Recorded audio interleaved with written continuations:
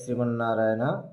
సద్గతిని ప్రాప్తింపజేసే అష్టమాధ్యాయము ఫలితం తెలుసుకుందాము.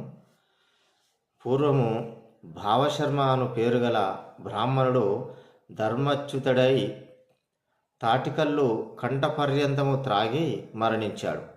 తాటికల్లు సంస్కారమున తాటి చెట్టుగా పుట్టాడు.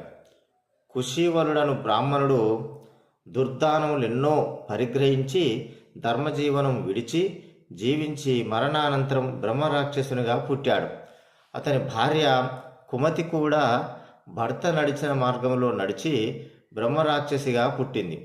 వారిద్దరూ తాటి చెట్టు క్రింద కూర్చొని రాక్షస రూపాల గురించి చింతిస్తూ ఉండగా కుమతి నోట కిం తద్బ్రహ్మ కిం అధ్యాత్మం కిం కర్మ పురుషోత్తమ అను గీత అష్టమాధ్యాయం యొక్క అర్ధశ్లోకము దైవికంగా శ్రవణం చేసినంత మాత్రం చేతనే తాటి చెట్టు బ్రహ్మరాక్షసుడు బ్రహ్మరాక్షసి విముక్తులైనారు. కుశీవలుడు కుమతి దివ్యలోకానికి పోగా భావశర్మ గీత 8వ అధ్యాయం పారాయణం చేసి మోక్షాన్ని పొందారు. జయ శ్రీమన్నారాయణ.